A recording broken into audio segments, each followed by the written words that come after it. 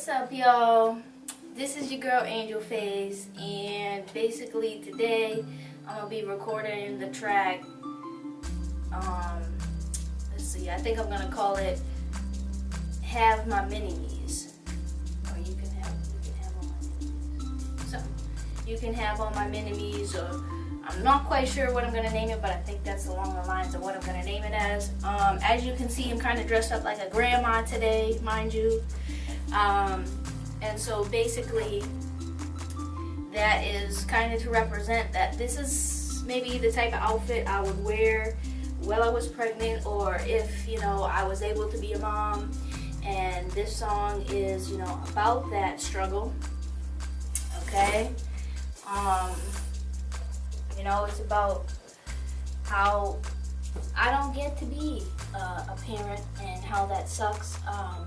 Because, I look at my children, I know that they would be wearing different outfits, they'd be looking fly, I'll tell you right now. They'd be doing acting career type things, musical things, they'd be in my videos. My whole type of music would probably change, but since this situation has happened to me, I'm putting out a whole different type of music. I had to change to a whole different type of person, from being a mom to being a rapper again. Remember there was that one post I put on my Facebook, I said, listen, I'm gonna resign. Well, that had a lot to do with me being a parent. Because as a parent, I'm not gonna be out there yo-yo-yoing. Because, I just, in my opinion, that's not what I would want my mom to do as a baby. Maybe when the children got a little bit older, I might change my style then.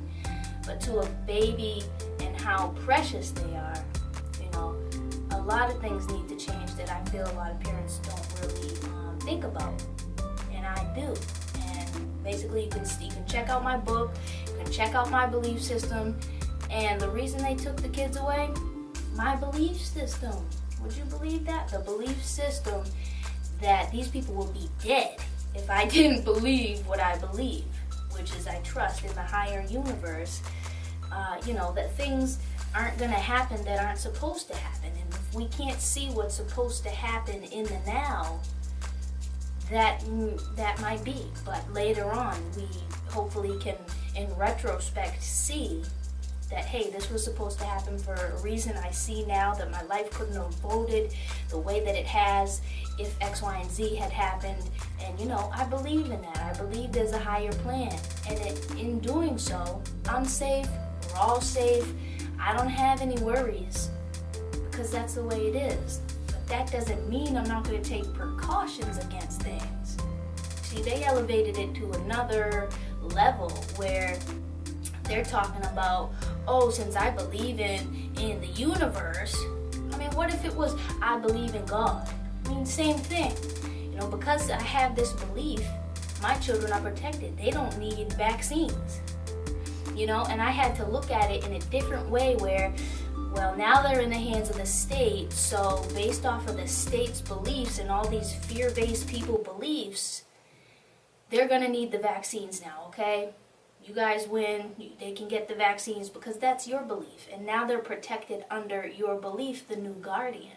And if the guardian believes these vaccines are going to be doing wonders for the children, then best believe they are. Because in my belief, it's all about what you believe. What you believe is true. So, if they were in my care, best believe I would be keeping tabs on things that I don't think are right. Maybe researching X, Y, and Z, keeping eyes on things. But I also believe that illnesses develop based off of your surroundings. So, if me and the father are fighting or there's tension in the relationship, best believe that's going to manifest in the children. So at that point, what can you do? You have to bring them to the doctor because there's no quick fix all type situation. See, we get medical care to help us in the moment because we can't always change our thinking or change our situations in a flash the way that the government's set up. So we take the medication, but guess what? It might fix that one thing, but best believe, sorry, I gotta keep saying it, that these things are gonna re-manifest as people who go on, they're gonna manifest as other illnesses. I'm not making this up, okay? I've got this information from PhDs. So what if they were internet resources? You don't, I mean, on the internet, you have access to everybody and all knowledge. For you to make your own opinions off of different philosophies, and that's why we have it. And, anyways, they diagnosed me with delusional disorder. Everybody's delusional in their own little world, okay? So I just think it's really sad, because I think that I would have been a wonderful parent, and these kids would have learned, good things. I might have been a little overprotective, but I would have, there's a balance, okay? When the child's first born, you have to be overprotective. They're coming from a womb situation.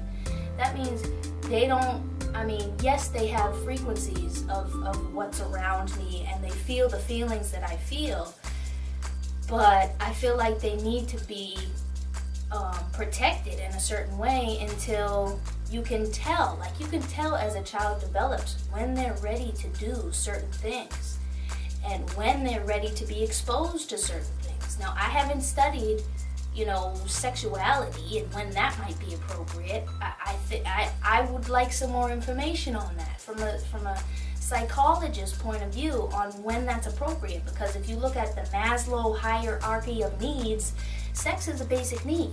Okay, so when does that need manifest in a person? I'm not sure. So, my first take on that would be to kind of keep those types of things away from my kids. And I don't know when the best time would be. Again, maybe you decide based off of the child. Do you see them? I don't know. I don't know how to tell. I don't know that aspect. But as far as a lot of news sources being around the children and their unconscious mind and all that weird crap, I believe in that stuff. That when you can influence your unconscious mind, you're going to have a better outlook on life. That means, staying positive. And like I said, take a look at my book. I talk a lot about this. For every, however many negatives equals a positive, it takes way more positive things to overcome that negative for some reason. So the more we can enrich our children with positivity and even just wording things the right way, instead of telling a child, you can't have this, it's best to say, just, hide that thing and say, here, why don't you have this? Don't even mention the thing that they can't have. You don't want to tell them they can't do or be anything in life. You want to give them positive reinforcement. And it comes down to those little things. If you look at science, the littlest thing wrong in some type of chemical reaction, these things shape all of our world. And you're going to tell me that, the way that you talk to a child isn't going to shape who they are? I beg to differ. And I just think it's sad that they blew up my beliefs and took it as a real critical thing. Yes, there were some facts of things that I did. They tried to say that I didn't get the child well checked. No, the child was well checked when it was first born. Then all of a sudden this big thing happened and I was misplaced and people thought X, Y, and Z, and people talk about abusive relationships and stuff. I don't think I was in an abusive relationship. Isn't that in the mind of the beholder what X, Y, and Z is? And I talked to one lady, one expert on this, and she said, well, you can tell when you're unhappy and you might want to figure out where that unhappiness comes from.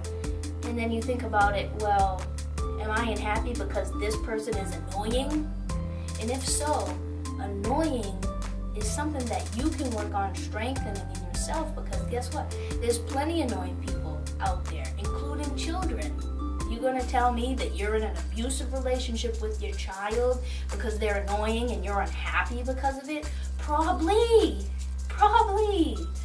But then you look at it, if you didn't like the father to begin with, how are you going to really raise his seed with love? Because that seed is part of that is part of that dad that you supposedly hate.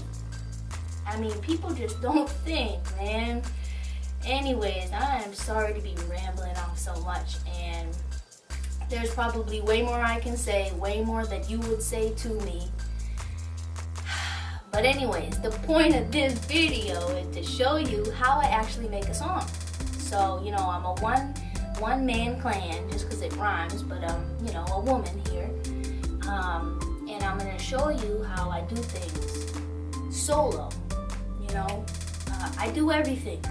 I do the beat making, I do the music writing, I do the vocals, I do the mixing, I do the recording, I'm doing a video, okay? No one's helping me do this. This is me, pure me, okay?